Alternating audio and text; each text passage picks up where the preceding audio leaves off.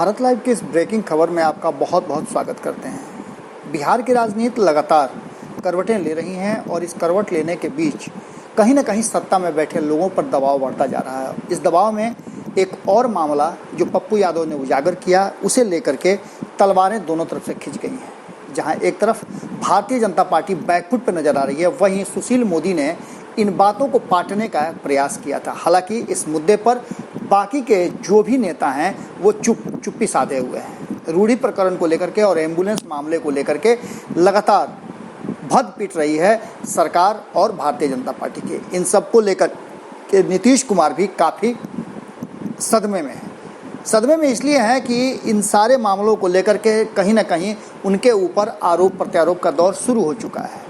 जिस तरह से विपक्ष हमलावर है और पप्पू यादव ने जिस तरह से मामले को उजागर किया है, अब नीतीश कुमार के करीबी भी पप्पू यादव के इस कार्य की सराहना करने लगे हैं और उन्हें धन्यवाद और बधाई देने लगे हैं। आपको बता दें कि अचानक से जिस तरह से रूढ़ी पर इस्तीफा देने का दबाव बढ़ता जा रहा है, इस दबाव के बीच में मीडिया ने भी इस मामले को पूरी तरह से अब उजागर कर दिया है। आपको बता दें कि चर्चा में बिहार के हर विषय को लेकर से ज़्यादा इस एम्बुलेंस मामले ने जोर पकड़ लिया है।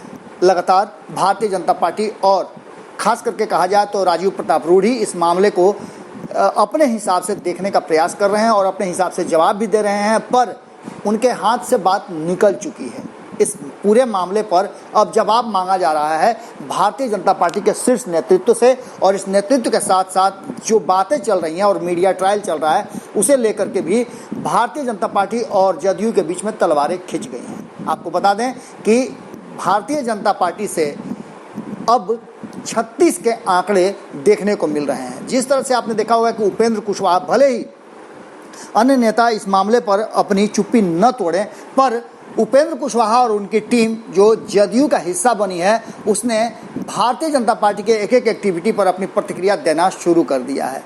एक तरफ नीतीश कुमार को लेकर के आप समझ रहे हैं कि किस तरह से भावनात्मक रूप से या फिर जो कुछ भी नीतीश कुमार ने उपेंद्र कुशवाहा उनकी टीम को दिया उससे काफ़ी खुश नजर आ रहे हैं। लगातार उनकी टीम हमलावर है भारतीय जनता पार्टी पर, और भारतीय जनता पार्टी के केंद्रीय नेतृत्व के साथ बिहार के नेतृत्व पर भी लगातार उंगली उठा रही है कि वो पूरी तरह से नीतीश कुमार का सहयोग नहीं कर रहे हैं। इस मामले पर बातचीत के दौरान माधव आनंद, जो कि लंबे समय के बाद अपनी बातें रख रहे हैं, उन्होंने इस मामले पर अपनी बातें रखी और कहा कि ये मामला निश्चित रूप से संगीन है और इस पर संज्ञान लेना चाहिए। भारतीय जनता पार्टी को इस पर जवाब देना चाहिए और जो कुछ भी हुआ है और उजागर हुआ है, ये मामला गंभीर है।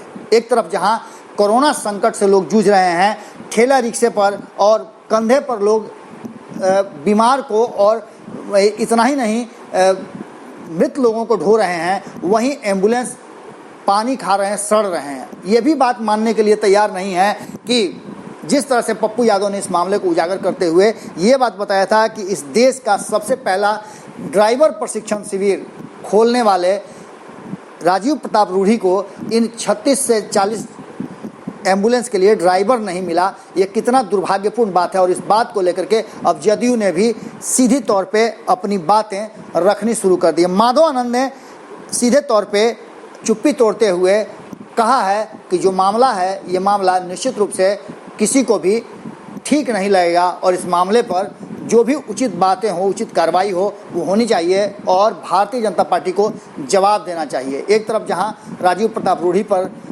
इस्तीफे का दबाव बढ़ रहा है, वहीं दूसरी तरफ जदयू के तरफ से किया गया ये बयान बता रहा है कि भारतीय जनता पार्टी और जदयू के बीच में सब कुछ ठीक नहीं है।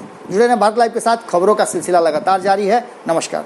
अगर ये वीडियो पसंद आई और वह बिहार के राजनीति और बिहारियत से सरोकार रखेनी तो सब्सक्राइब बटन दबा के चैनल के सब्सक्राइब कर ली। ओजे एगो घंटी बा, ओकरा बटन दबा देला से कुल सटीक और मारक खबर रुआ मुफ्त में मिल जाई।